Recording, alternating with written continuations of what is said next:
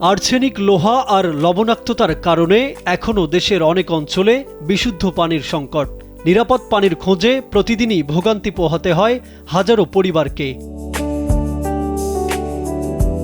এমন বাস্তবতায় প্রযুক্তিনির্ভর সমাধান নিয়ে এসেছে ড্রিঙ্ক ওয়েলের পানি পাম্প।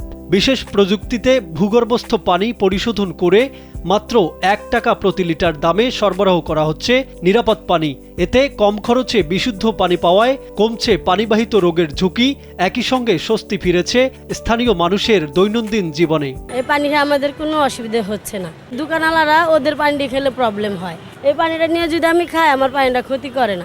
বাইরের পানি থেকে এটা বেস্ট। এটা সবসময় আমাদের নেওয়া হয়, এখান থেকে আমরা খাওয়া দাওয়া করি। পানি ৪-৫ বছর যাবৎ এখান থেকে নেওয়া হচ্ছে, দেখা হয়নি এখন থেকে কেউ অসুস্থ হয়েছে। পাম্পটা দিয়েছে, কাঠ বানাই লইছে, এটা সব কিছু উহুগার সাপ্লাই। ওই যে এমনি পানি ওইটা খাইলে অনেক সমস্যা হয়। মোটামুটি এই পর্যন্ত যে আমরা খাচ্ছি আমাদের কোনো প্রবলেম হয় না। পড়াশোনার পাশাপাশি এ প্রতিষ্ঠানে কাজ করার সুযোগ থাকায় উপকৃত হচ্ছেন শত শত শিক্ষার্থী। এখানে 2 শিফটের ডিউটির কারণে, যেমন সকাল 6:30 থেকে দুপুর 2:30টা পর্যন্ত একটা শিফট, 2:30টা থেকে রাতে 10:30টা পর্যন্ত একটা শিফট।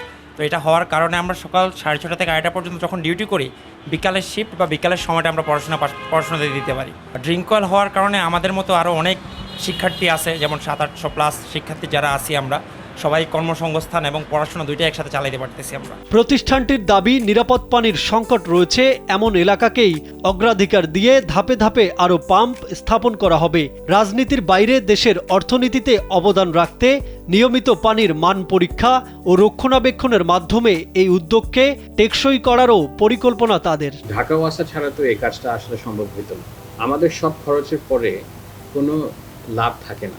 ইনকাম যেটা আসে ওইটা শেয়ার হয়, ওয়াসার কাছে থাকে আর ড্রিঙ্ক ওয়েল একটা শেয়ার পায়।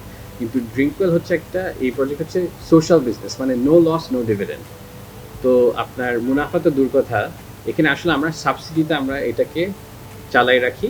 আমার ফ্যামিলিতে দোনো দিকে কেউই কোনোদিন কোনো রাজনীতি করে নাই, আর এই প্রজেক্টের কোনো রাজনীতির লিঙ্ক নাই। আমরা ইনশাল্লাহ চাচ্ছি বাংলাদেশের প্রত্যেক শহরে, প্রত্যেকটা জেলায় যেন এরকম এটিএম প্রজেক্টের মাধ্যমে মানুষ নিরাপদ পানিও পায়, এবং অ্যাট দ্য সেম টাইম যেন যারা এখানে অপারেটর হয়ে কাজ করে তারাও যেন তৈরি হয়। দেশের অর্থনীতিতে অবদান রাখতে পেরে আমি গর্বিত, এবং ভবিষ্যতে ড্রিঙ্ক ওয়েলের মাধ্যমে আমরা মানুষের পাশে থাকতে চাই। যেখানে বিশুদ্ধ পানির সংকট, সেখানে প্রযুক্তি নির্ভর এমন উদ্যোগই হতে পারে নিরাপদ পানির নতুন ভরসা।